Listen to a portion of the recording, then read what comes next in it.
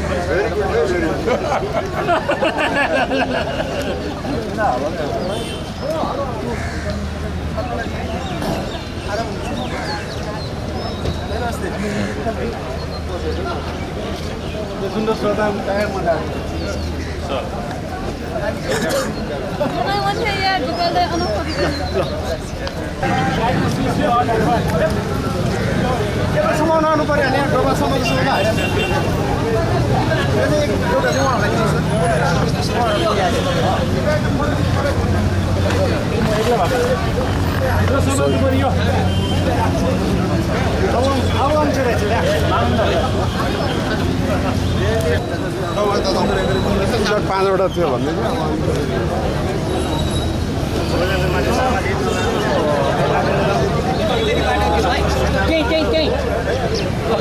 Sir हाम्रो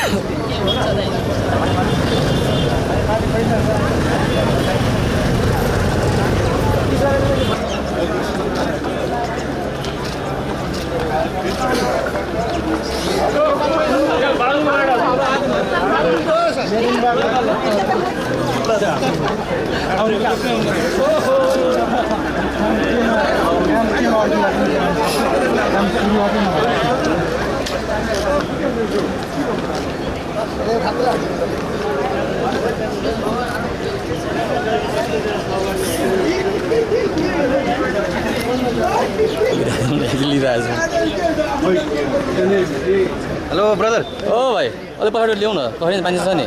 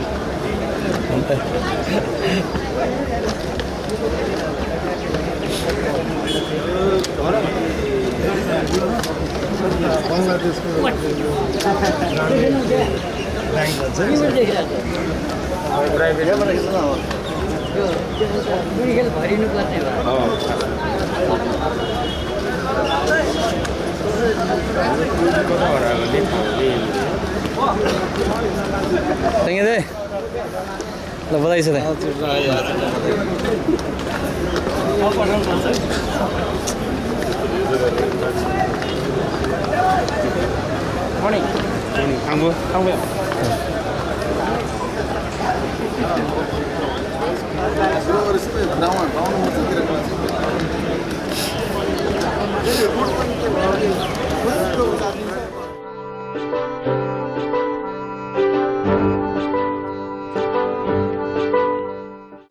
बाह्रौं सगरमाथा दिवसमा यहाँ हाम्रो प्रमुख जीवहरूसँग आज केही कुरा म राख्नु गएको छु र नेपाल सरकार र जुन आज प्रमुख अतिथिजी हुनुहुन्छ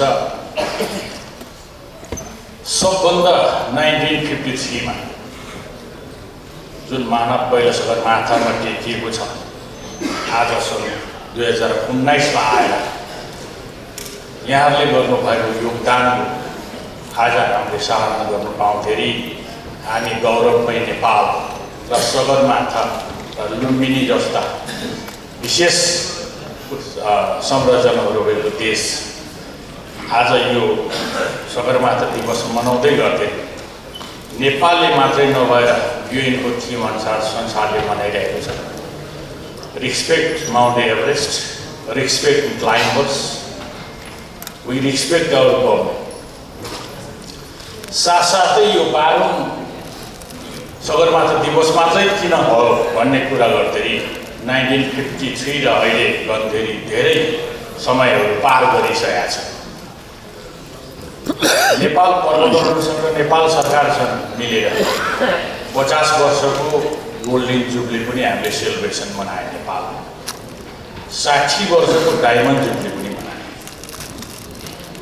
आज टुरिज्म क्षेत्रको विशेष योगदान, प्राइभेट सेक्टरको योगदान र अन्तर्राष्ट्रिय समुदायको योगदान, वीर आरोही शेर्पा साथीहरू र आरोही साथीहरूको योगदानले गर्दा एउटा सक्षम नेपाल भएर हामी बाँच्न पाउँदाखेरि साह्रै खुसी लाग्छ।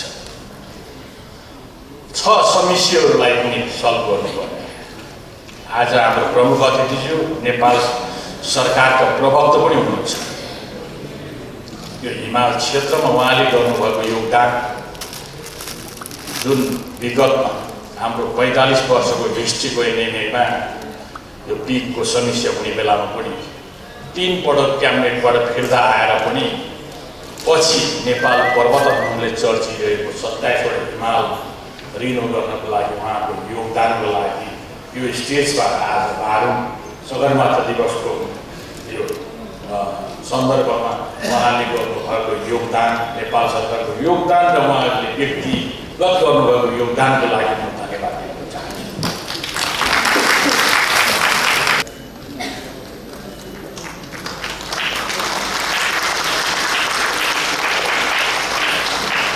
To our foreign delegates, it's a tradition in Nepal to light an oil-filled lamp, which is considered auspicious in the Nepali.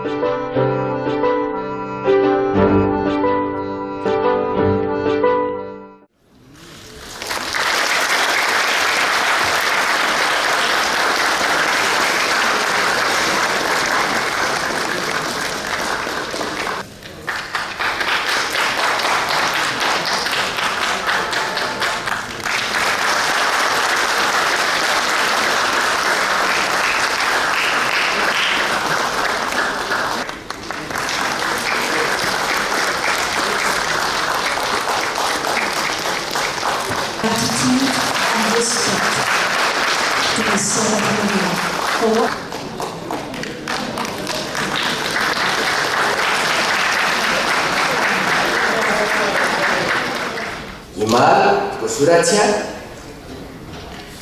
चुनौतीको विषय पनि भएको छ। एउटा कल्पना गर्नुस्,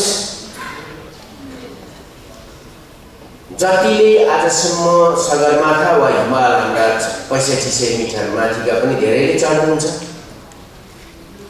भएको छ। यदि हिमाल नहुँदो नेपालदेखि दक्षिणपट्टि पर्ने चाहे बङ्गलादेशको कुरा गर्नुहोस्, भारतको कुरा गर्नुहोस्, पाकिस्तानको पनि केही भागको कुरा गर्नुहोस्, यो हिन्दकुश खण्ड जहाँ हिमालय छ, करिब पाउने 2 अर्ब नागरिकहरूको जीवन हाम्रो हिमालले दिएको छ। यसले पर्यटन मात्रै दिएको छैन, साहस र आकर्षण मात्रै पैदा गरेको छैन। त्यसैले आज हिमाल काला पत्थरमा परिणत होला कि जुन वातावरणीय क्लाइमेट चेन्जको कुरा छ त्यो कुराले हाम्रो हिमाललाई चुनौती दिएको छ र मानव जातिलाई उसको अस्तित्वलाई पनि सँगसँगै चुनौती दिएको जस्तो लाग्छ।